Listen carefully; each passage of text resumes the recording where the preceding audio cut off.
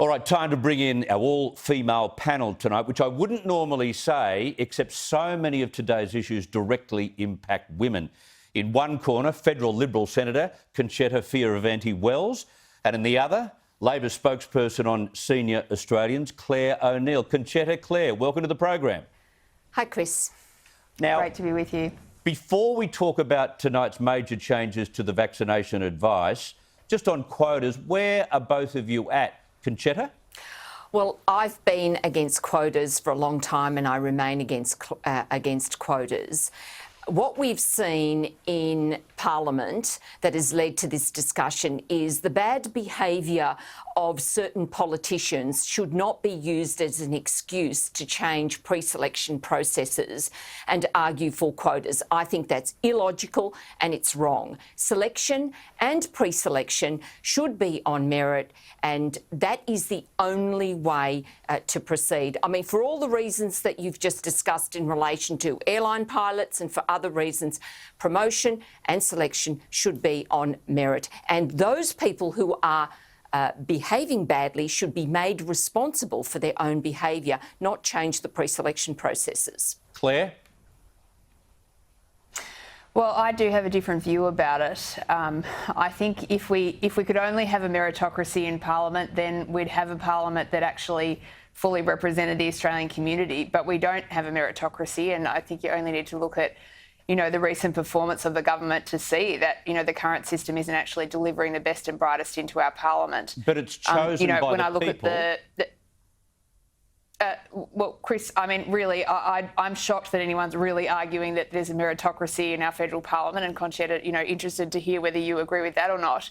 But we have a Parliament today where, on the Conservative side of politics, there's probably 2 men for every woman. Now, surely no one watching today believes that men are twice as likely to be smart and capable as women. Of course the truth not, is that there are barriers in the parties for people participating, and we have to fix those in some way. Clare, without quotas, what we end up with is a Parliament that doesn't represent the community, and that's unfortunately where we've ended up today. I'd rather be sitting in Parliament because I deserve to be in Parliament, not because I was chosen as part of a quota. And I know, and I've had the discussions with some of your ladies as well, the fact that they have been chosen on a quota immediately changes the status. I'd rather be there on merit, and I think this is what that's it about. Yeah, I mean, just as a person in a party that has quotas, I actually don't feel uncomfortable about it at all. And the reason for that is that when I look at the heaviest hitters in my party, many of them are women who probably wouldn't have ever gotten into Parliament without affirmative action. So the truth is that when we get the right amount of women into our Parliament, they absolutely skyrocket to the top of their political parties.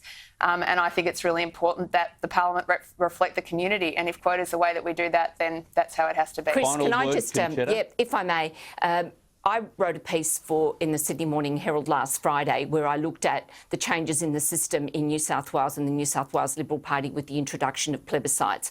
We've seen a marked increase in the number of people, broader grassroots base, from which I have no doubts will emerge good candidates, including good women, much larger pre-selection panels, and they will be chosen on merit and ultimately reflect the makeup of our party and reflect the makeup of contemporary Australia. OK, I want to move on to this major announcement. If I could just say that the Liberal Party's been saying that for 25 years now, and they've got the same share of women in Parliament as they did in 1994. Meanwhile, Labor's share has doubled. So I think at some point we've just got to look at the evidence and say what works and what doesn't. Okay. Well, this will be the first. I want to move on. We're not going to get to one of the biggest announcements that concerns women today unless we stop that bickering about quotas. I think we can talk about that until the cows come home. But the Sexual Discrimination Act, bringing in judges and politicians who can be investigated and charged for harassment or sexual discrimination in the workplace.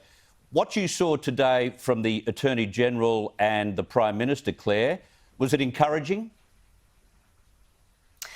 Well, I think it's ridiculous and disgraceful that politicians and judges weren't included in those laws to begin with. Without I mean, doubt. Why on earth you would exclude people who have power in the community out of these very important laws to protect our employees just doesn't make any sense at all. So I'm pleased to see that. I'm very disappointed it took all the scandals and all of the issues and all the alleged criminal conduct for us to get to a point where we've got a thorough response to the Respect at Work report.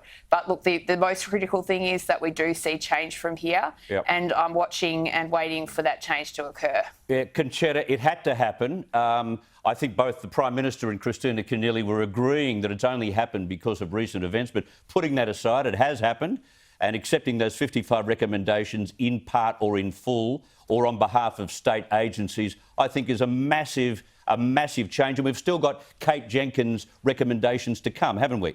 Well, Chris, yes, and it's good that we have had this response today, and I think it's appropriate that the Sex Discrimination Act now be changed to include judges, politicians and public servants. And so I'm sure there'll be legislation brought into the Parliament, and we look forward to bipartisan support in relation to those changes.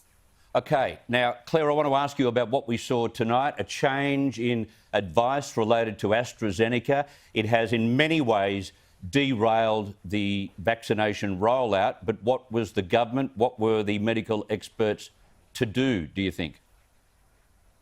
Yeah, I mean, I think our vaccine program needed this like a hole in the head, frankly. We are already facing massive delays. The government told us that 4 million people would be vaccinated by March, and instead fewer than 700,000 were vaccinated by March. The area that Connie and I share a real passion for is around aged care, and the rollout in aged care at the moment is a debacle. Where we're seeing, very few aged care residents and almost no staff actually get properly vaccinated. That's as far as the information that we've been given. So I think it's really disappointing. Look, this program was always going to have real issues. We're introducing new drugs into the community. It's very difficult to vaccinate an entire population.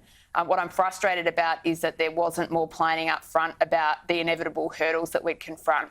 And if I could just point you to one of the really obvious ones, Chris, it's the fact that we don't have enough contracts today to provide different types of vaccines to Australians. So we've sort of hedged our bets, and the Morrison government only negotiated 3 agreements, whereas other countries had 6 agreements. And there are still vaccines that are being used in other parts of the world that we don't even have contracts for at the moment. Now, if we had a bit more diversity in our supply lines, this wouldn't cause such a rupture in the program. But I'll be very interested to see what the government decides to do now, because we just don't have the Pfizer supply that we're going to need to vaccinate this very large population of under 50s. Exactly. But could the saviour here, Concetta, be getting CSL Laboratories in Melbourne to produce locally the Novavax? Well, the chief, the head of the health department indicated this evening that all options are now on the table. And certainly, look, in the end, we know that this has been changed as a consequence and as an abundance of caution. And I think Australians would accept that safety comes first. And so this is why this change has now occurred. And I think that we are now going to have to look at the rollout. And yes, of course, there have been problems. And I think it's certainly in aged care, we have seen some issues. But this was always going to be a logistical difficulty. But in the end, Chris, the reality is that Australians, they now want to get themselves vaccinated so that they can get on with their lives. And so it's incumbent on us to do that as soon as we can. OK, we'll see where the government ends up with this. All right, Concetta Fierravanti-Wells and Clare O'Neill, thank you so much for your time. Thanks, Chris.